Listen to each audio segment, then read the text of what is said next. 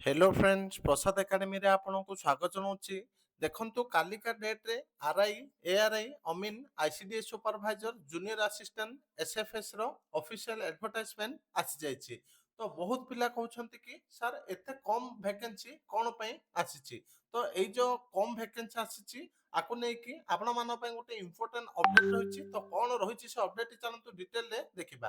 तो डिटेल देखिया पूर्व आपण मानकु गोटे छोटे इन्फॉर्मेशन दे दोछि। तो जो माने भी ओ ट्रिपल एस रो कंबाइंड रिक्रूटमेंट जोटा कि 1 और 2 पई मॉक टेस्ट चाहउछंती आपण माने प्ले स्टोर रो प्रसाद एकेडमी एप्लीकेशन को डाउनलोड करके परचेज कर परिबे। तो एबे न्यू ईयर पे आपण मानकु 15% ऑफ दे दोछि। तो आपण माने happy new year coupon code को यूज करके मॉक टेस्ट परचेज कर परिबे। ता सहित जो माने सीजीएल पे मॉक टेस्ट परचेज करिया पे चाहउछंती 7978629026 ए नंबर को कांटेक्ट करिकि आपण माने मॉक टेस्ट को परचेज कर परिबे। ता सहित आज ओएसआईटी जॉइनिंग रो लास्ट डेट। तो जो माने डिसेंबर मंथ रे जॉइनिंग करिया पे चाहउछंती तो आपण माने 7978629026 ए नंबर को कांटेक्ट करिकि आपण माने ओएसआईटी रो कंप्यूटर कोर्स भी जॉइन हे परिबे। एबे चलंतु डिटेल रे देखिबा कोन पई एते पोस्ट कम आसीछि जोटा कि मेनली आरआई एआरआई आउ अमीन रो। तो मु आपण मानकु वीडियो रे पूरा क्लियर कर दोछि देखंतु।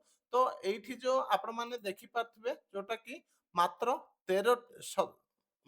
17 टी डिस्ट्रिक्ट रो वैकेंसी ଦେଇଛି। ଆହୁରି 13ଟି ଡିଷ୍ଟ୍ରିକ୍ଟ ଅଛି। ତ 13ଟି ଡିଷ୍ଟ୍ରିକ୍ଟର ଭ୍ୟାକେନ୍ସି ଦେଇ ନାହିଁ। ତ କଣ ପାଇଁ ଦେଇନି ମୁଁ ଆପଣମାନଙ୍କୁ ଦେଖାଇ ଦେଉଛି ଦେଖନ୍ତୁ ଅଫିସିଆଲ ଲେଟର ମାଧ୍ୟମରେ। ତ ଆପଣମାନେ ସ୍କ୍ରିନରେ ଦେଖିପାରୁଥିବେ ଏଇଟା ହେଉଛି government of Odisha revenue and register management department official letter. Letter number ଦେଖନ୍ତୁ 46009 ଡେଟ୍ ହେଉଛି 6 ଡିସେମ୍ବର 2025 ର। ତ ଲେଟରଟା କାହା ପାଖକୁ ପଠାଯାଇଛି ଦେଖନ୍ତୁ ଅଲ୍ କଲେକ୍ଟର୍ସ। ସବଜେକ୍ଟ ହେଲା meeting regarding discussion in the matter of recruitment and filling of requisition with O triple SC Bhubaneswar Odisha.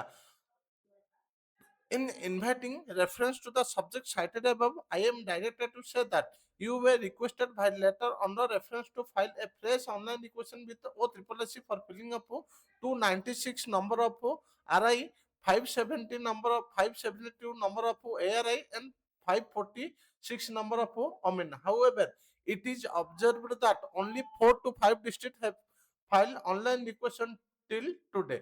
तो देखंतु एबे जो रिक्वेशन जेतिकी माने एबे जेतिकी पोस्ट बाहर करिछि ओ ट्रिपल एससी तो 17 टी डिस्ट्रिक्ट ही ओ ट्रिपल एससी पाखकू रिक्वेशन दैछंती। आहुरी 13 टा डिस्ट्रिक्ट रिक्वेशन देई नांती। तो 6 तारिख सुद्धा मात्र 4 रु 5 टा डिस्ट्रिक्ट ही ओ ट्रिपल एससी को रिक्वेशन दैथिले जोटा कि आरआई एआरआई अमीन रो पदवी गुड़िक पूरण करबा पाई।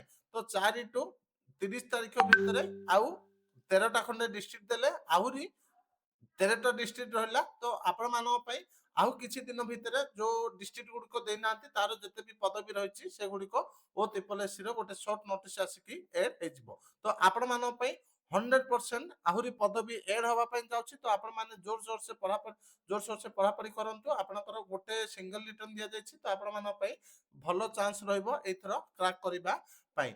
तो आपण माने एठू कंफर्म हे जायथिबे कि सबु डिस्ट्रिक्ट गुड़िक ओ ट्रिपल एससी को जो रिवाइज रिक्वेशन पई कुआ जायतिला से माने आउरी देई नांती। केवल 17 टा डिस्ट्रिक्ट ही देइछंती आउरी 13 टा डिस्ट्रिक्ट रिक्वेशन देई नांती। तो एतिकी इंपोर्टेंट अपडेट थिला। Thank you.